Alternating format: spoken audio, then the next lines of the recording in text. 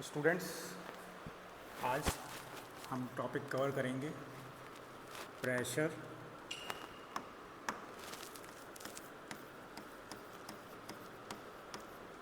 And it's measurement.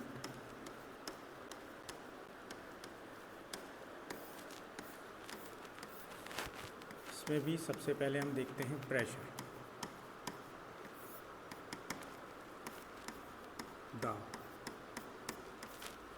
Pressure क्या होता है?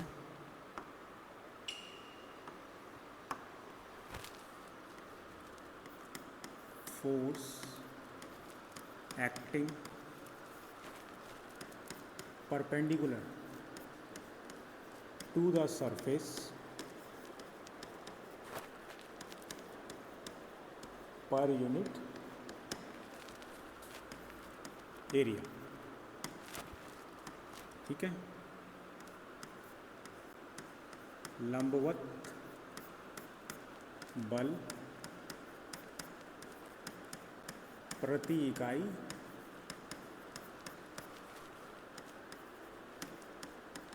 क्षेत्रफल।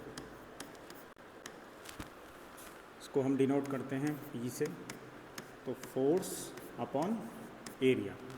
ठीक है, इसकी यूनिट होती है, यूनिट क्या होती है? न्यूटन पर मीटर स्क्वायर और पास्कल। अदर यूनिट्स भी होती हैं कुछ। ठीक है, अब एक क्वेश्चन आता है कि प्रेशर हमारा स्केलर क्वांटिटी होता है या फिर वेक्टर, सदिश और अदिश राशि। क्या होता है इसमें? बहुत से लोगों को कन्फ्यूज़न रहता है कि प्रेशर हमारा स्केलर क्वांटिटी है या वेक्टर क्वांटिटी है, सदिश है या अदिश। तो प्रेशर हमारा स्केलर है। क्यों? क्योंकि अगर हम कोई सरफेस ऐसे बना दें, उस पर फोर्स लग रही है, तो हम कौन सी फोर्स लेंगे? परपेंडिकुलर फोर्स, ये फोर्स लेंगे। अगर इसी सरफेस को लेकिन अगर हम ऐसे बना दें तो हम कौन सी फोर्स कंसीडर करेंगे? ये फोर्स। एक सरफेस ऐसे बना दें, ये फोर्स। ठीक है, तो हमारी जो फोर्स है, हमारा जो प्रेशर है, उसके पास कोई इंडिपेंडेंट अपनी डायरेक्शन नहीं है। मतलब उसकी डायरेक्शन किस पे डिपेंड कर रही है? सरफेस पे। अगर उसके पास अपनी डायरेक्शन होती तो हम उसे किस में बोलते हैं? वेक्टर में। स्केलर कौन सी क्वांटिटी होती हैं जिनमें खाली क्या होता है? मैग्नीट्यूड, मैग्नीट्यूड ओनली, खाली मात्रा होती है। ठीक है, इसके पास दिशा और मात्रा दोनों होते हैं, मैग्नीट्यूड भी एंड डायरेक्शन। एक चीज़ और हम देख सकते हैं, जैसे मान लो यहाँ पे प्रेशर था P1, ये था P2। अगर हम पूछ लें इस पूरे पे कितना प्रेशर लग रहा है, P मान लेते हैं, तो P होगा P1 प्लस P2। हमने इसका सिंपल एल्जेब्रिक सम कर दिया, हमने इसका सिंपल एल्जेब्रिक सम कर दिया। अगर वहीं ये फोर्सेज होती और तो हम क्या करते? F1 square plus F2 square plus 2F1 F2 cos theta, तो हम उसका वेक्टर सम करते। लेकिन हमने यहाँ पे सिंपल सम कर दिया, तो इससे भी क्या पता चल रहा है कि ये स्केलर क्वांटिटी। ठीक है, ये तो हमने देखा प्रेशर। अब एक चीज़ और देखते हैं इसमें, प्रेशर हमारा एरिया पे डिपेंडेंट है, तो जितना कम हमारा एरिया होगा उतना ज़्यादा हमारा प्रेशर होगा।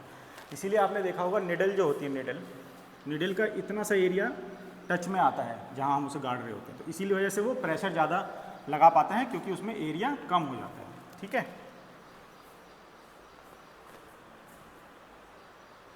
अब हम देखते हैं फ्लूइड प्रेशर क्या होता है इन स्टैटिक फ्लूइड।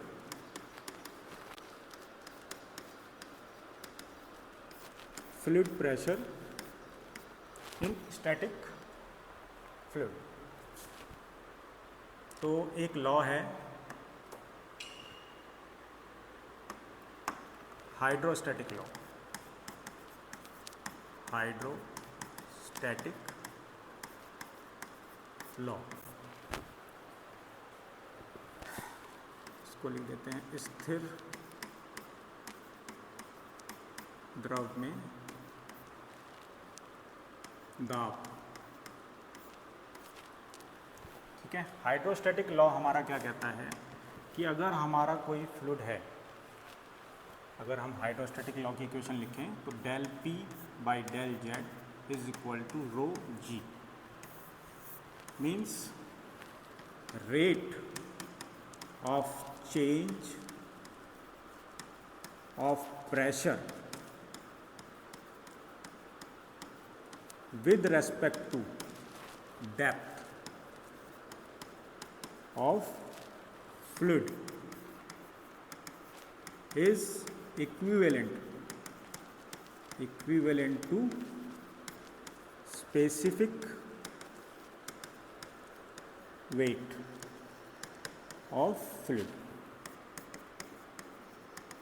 ये हमारा स्पेसिफिक वेट है, विशिष्ट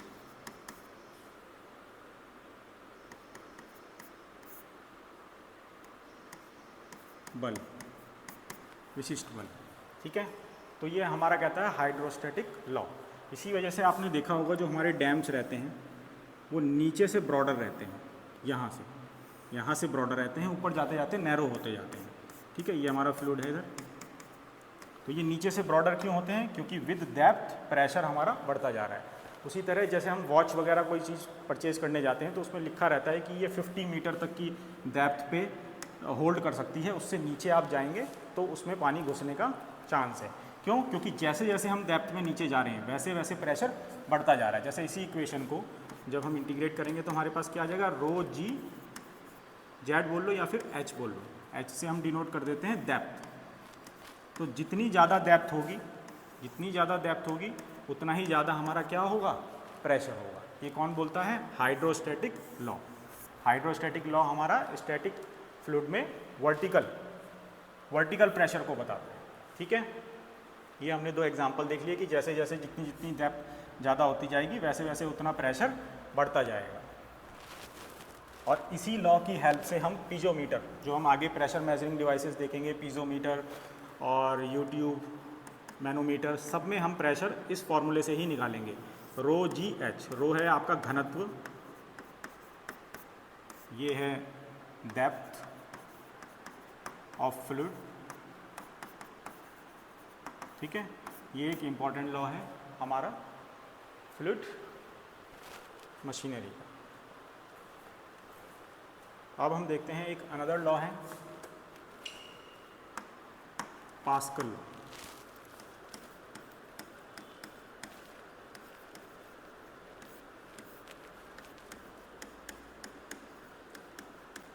पास्कल का नियम, ये क्या कहता है?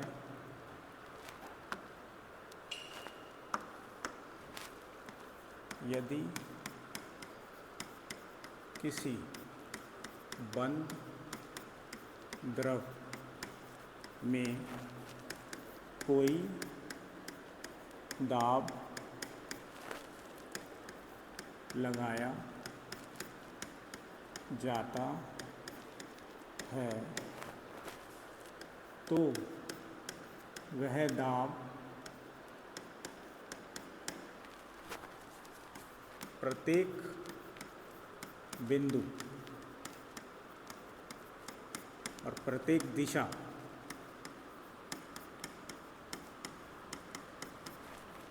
में समान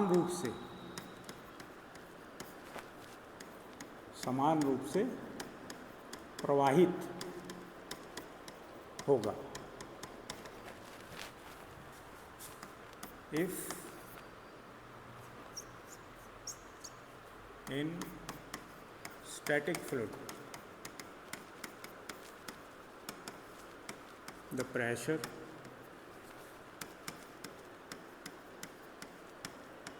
or the intensity of pressure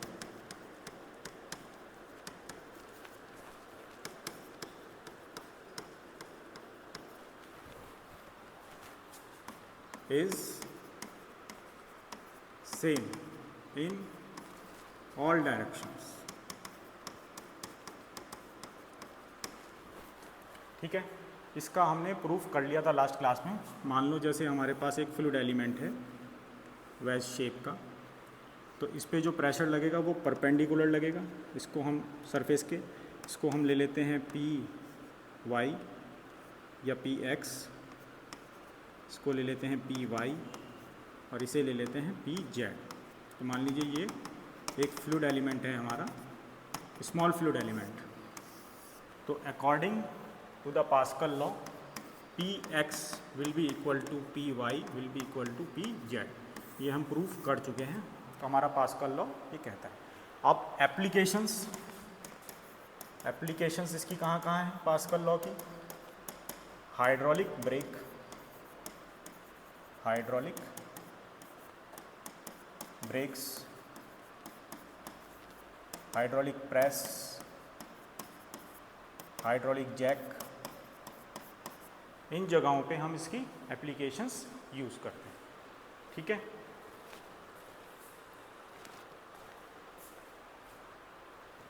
next हमारा टॉपिक है एटमॉस्फेरिक प्रेशर।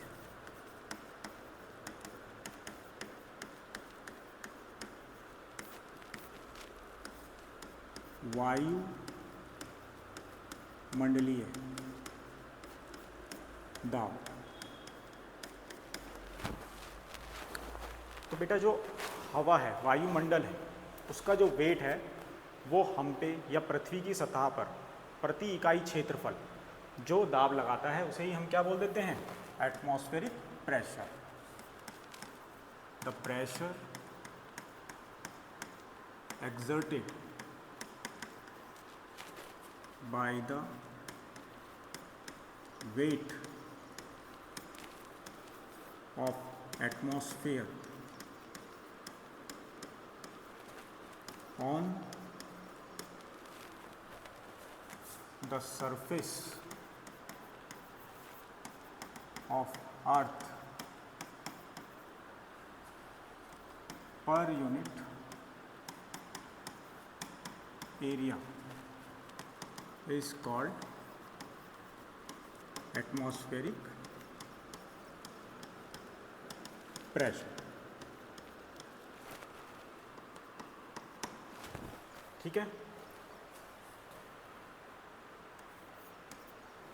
इसको हम डिनोट करते हैं 1 ATM से। समुद्र तल पे, समुद्र तल पर हम इसका मान मानते हैं 1 ATM। तो 1 ATM हम कैसे बता सकते हैं, किसके इक्वल होता है? 1.01325 इंटू 10⁵ न्यूटन पर मीटर स्क्वायर और 101.325 किलो पास्कल या फिर 760 mm ऑफ Hg। Hg होता है आपका मरकरी।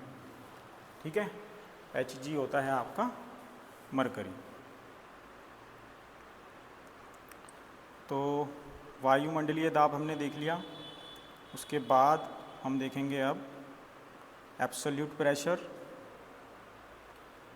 वायुमंडलीय दाब में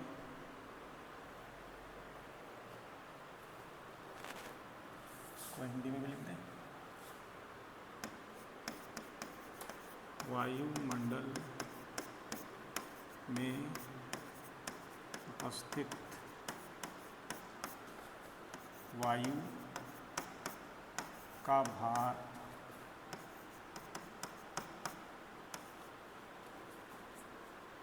जो कि पृथ्वी या किसी वस्तु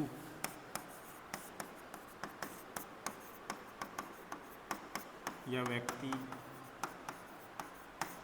पर प्रति इकाई क्षेत्रफल पड़ता है। हम सब पे एक प्रेशर कॉन्स्टेंटली लग रहा है, वो है एटमॉस्फेरिक प्रेशर। अगर आपको इसको एक्सपेरिमेंटली देखना है कि हम पे एटमॉस्फेरिक प्रेशर लग रहा है या नहीं, तो आप एक एक्सपेरिमेंट कर सकते हो। एक थाली ले सकते हो, एक परात ले सकते हो, उसमें पानी डाल लो, एक खाली बॉटल, एक मोमबत्ती जला के उसको उसमें मोमबत्ती के ऊपर लगा दें तो उससे क्या होगा, जो गैस होगी वो बर्न आउट हो जाएगी, और जो एटमॉस्फेयर है, एटमॉस्फेरिक प्रेशर, वो साइड वाले फ्लूइड को प्रेशर करके बोतल में ऊपर आ जाएगा। तो इससे क्या पता चलेगा कि एक प्रेशर लग रहा है, एटमॉस्फेरिक प्रेशर, ठीक है, जो हर समय लग रहा है। अब हम देखते हैं एब्सोल्यूट प्रेशर।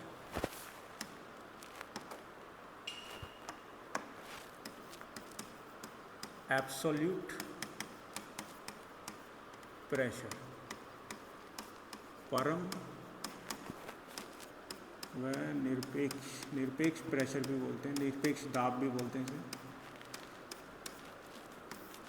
ठीक है। ये क्या होगा, प्रेशर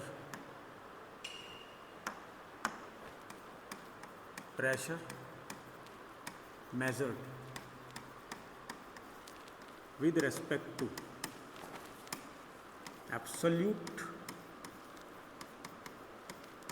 ज़ीरो प्रेशर। जो एब्सोल्यूट ज़ीरो प्रेशर की लाइन है या उसको डेटम मान के जो प्रेशर हम कैलकुलेट करेंगे वो हमारा होगा एब्सोल्यूट ज़ीरो, एब्सोल्यूट प्रेशर, ठीक है। तो वह दाब जो कि परम शून्य दाब के संदर्भ में मापा जाता हो, उसे ही हम क्या बोलते हैं, एब्सोल्यूट प्रेशर। ऐसे ही एक दूसरा है गेज प्रेशर। क्या है, gauge pressure.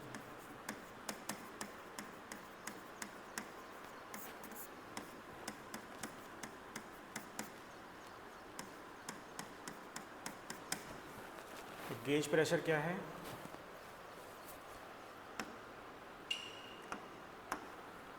Pressure which is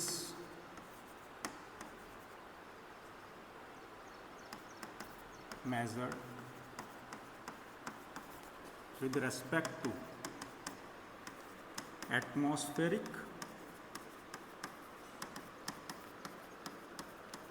pressure। तो ये प्रेशर हमारा गेज प्रेशर पॉजिटिव भी हो सकता है और नेगेटिव भी हो सकता है। अगर एटमॉस्फेयर से नीचे है तो नेगेटिव, और अगर ऊपर है तो पॉजिटिव। वह दाब जो कि वायु मंडलीय दाब को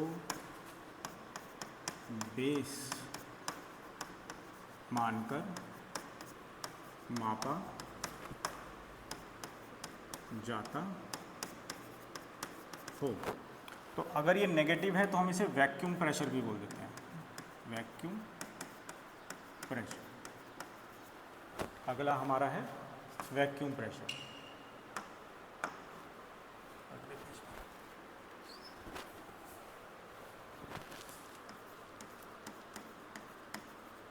vacuum pressure,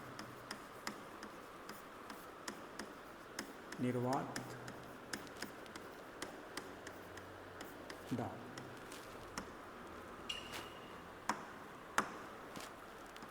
pressure which is below atmospheric pressure।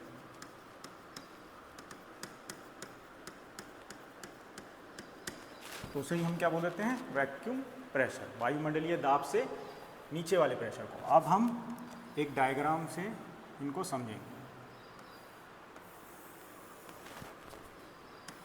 जैसे ये इस लाइन पे ये हमारी डेटम हो गई एब्सोल्यूट जीरो प्रेशर, एब्सोल्यूट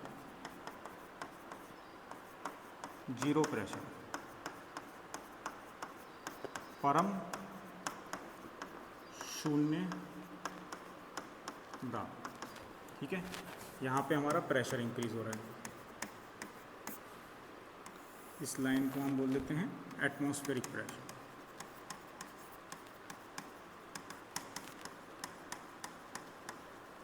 अब मान लीजिए यहाँ पे एक पॉइंट है बी और यहाँ पे है ए।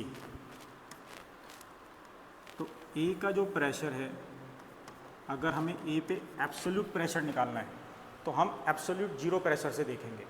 तो कितना हो सकता है, एटमॉस्फेरिक प्रेशर प्लस एटमॉस्फेयर से ऊपर या नीचे कौन सा होता है, गेज प्रेशर। तो ये हो गया गेज प्रेशर, गेज प्रेशर ए पे, ठीक है, इतना। तो अगर हमें ए के लिए, फॉर ए के लिए हमें प्रेशर लिखना हो पी ए, तो कितना हो जाएगा, P ATM atmospheric pressure plus P gauge pressure at A. ऐसे ही अगर फॉर बी इस पॉइंट के लिए लिखना हो तो यहाँ पे एब्सोल्यूट प्रेशर कितना हो जाएगा, यहाँ से एब्सोल्यूट जीरो प्रेशर से हम नापेंगे। तो एब्सोल्यूट प्रेशर कितना हो जाएगा, P ATM atmospheric pressure minus इसका gauge pressure, minus P gauge pressure. ये हो जाएगी हमारी PB के लिए और ये हो जाएगा A के लिए। अब मेजरिंग डिवाइसेस हम अगली क्लास में देखेंगे।